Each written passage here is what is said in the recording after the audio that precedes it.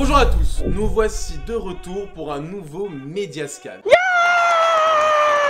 Alors aujourd'hui, le Mediascan va revenir sur le match qui a opposé le Paris Saint-Germain à l'AS Monaco dans le choc de cette 14e journée de Ligue 1. Petite recontextualisation, pendant que le Paris Saint-Germain atomisait le Celtic 7-1 au Parc des Princes, l'AS Monaco se faisait éliminer de toute compétition européenne après une piteuse défaite 4-1 à domicile contre le RB Leipzig. Mais même si le Paris Saint-Germain fait un début de saison exceptionnel, il reste quand même bien concurrencé par l'AS Monaco. Les Monégasques qui possèdent avant cette journée le même nombre de points que la saison dernière à la même époque. Aussi, le PSG n'a plus battu l'AS Monaco depuis août 2015 et n'a remporté qu'en 41 rencontres que 4 matchs dans son histoire à Louis II. Malgré cela, les médias dans leur ensemble étaient extrêmement optimistes pour le Paris Saint-Germain. Peut-être trop. Commençons l'analyse et revenons sur le match. Le PSG aligne son équipe type, le 4-3-3 avec Draxler au milieu de terrain pendant que l'AS Monaco renforce sa défense face à la meilleure attaque d'Europe. Rapidement, le PSG se crée de grosses occasions et ouvre le score à la 19e minute grâce à un splendide travail de Julian Draxler qui trouve Cavani dans la surface de réparation et trompe Subasic d'un subtil piqué. Cavani qui inscrit son 152e but au Paris Saint-Germain et se rapproche de journée en journée du record de Zlatan Ibrahimovic qui lui totalise 156 buts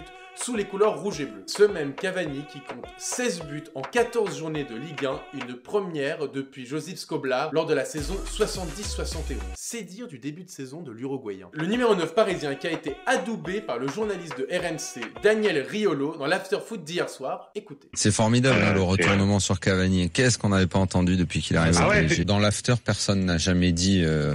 Non, mais il n'y a pas que l'after. Attendez. Cavani n'a jamais été critiqué par l'afterfoot? Ah bon? Vous en êtes sûr? Cavani. Ben non, il est en chapeau 3. Hein. Mais vous êtes des malades. Malade. Ah non, il est en chapeau 3.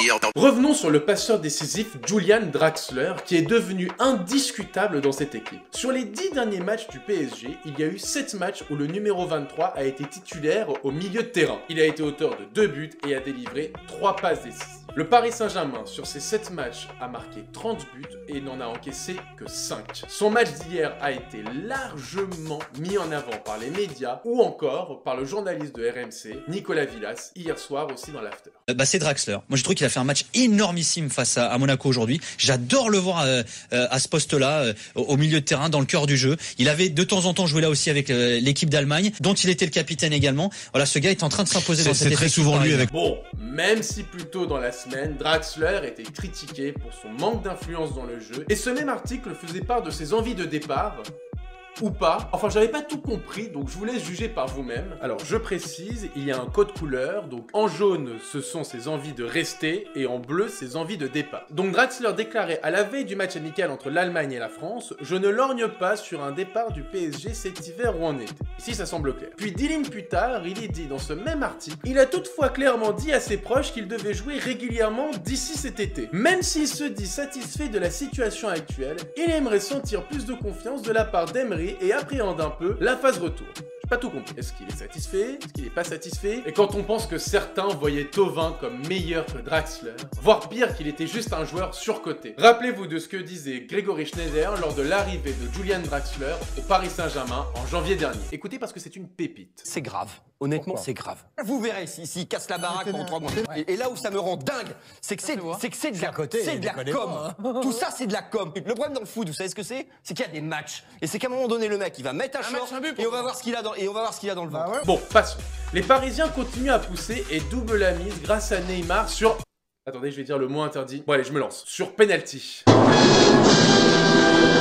Le Brésilien est à 14 buts et 8 passes décisives avec le Paris Saint-Germain en seulement 15 matchs. C'est ahurissant. Alors bon, l'actualité de Neymar en début de semaine était principalement centrée sur son minuscule passage à vide et de sa fameuse sortie en boîte de nuit dans le Val d'Oise.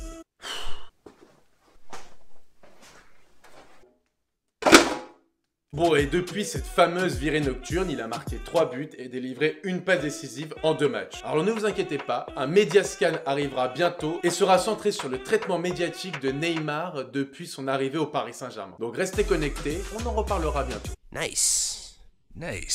Par la suite, le PSG enchaîne les énormes occasions ratées. On pense qu'ils peuvent encore marquer 3 voire 4 buts, mais se font surprendre par un but de Moutinho, bien aidé par Mbappé qui dévie son coup franc dans ses propres cages. Stupeur à Louis II, le match est complètement relancé. Mais le PSG gérera tranquillement cette fin de match et ne concédera qu'un seul centre. Ce seul centre suffira pour en inquiéter plus d'un. Écoutons Raymond Domenech, Arnaud Herman et Régis Brouard, entraîneurs du Red Star. Bon, moins de sérénité quand même du côté du PSG. Il y a eu une fébrilité au moment du changement. Des situations de centre en fin de match à la 92e, il y a un duel aérien dans la surface, on ne sait pas ce qui peut s'y passer. Et effectivement, sur la gestion de fin de match, il y a eu un petit souci, une petite inquiétude. Tu reviens dans la situation où tu te souviens de l'année dernière et des matchs et du match du Barça. Tu dis que tout d'un coup, il y a cette équipe, est-ce qu'elle peut se diluer? Et tu as quelques prémices dans ce qu'on a vu qui te disent attention.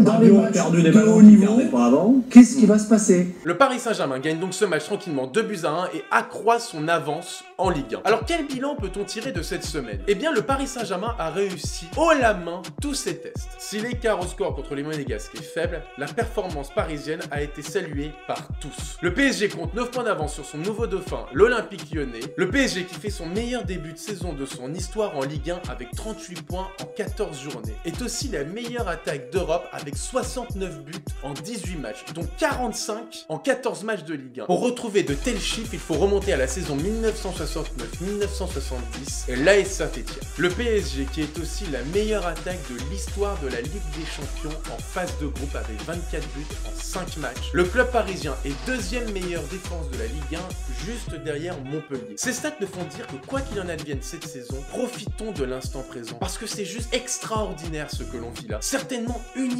dans l'histoire du club. Ces chiffres sont dingues.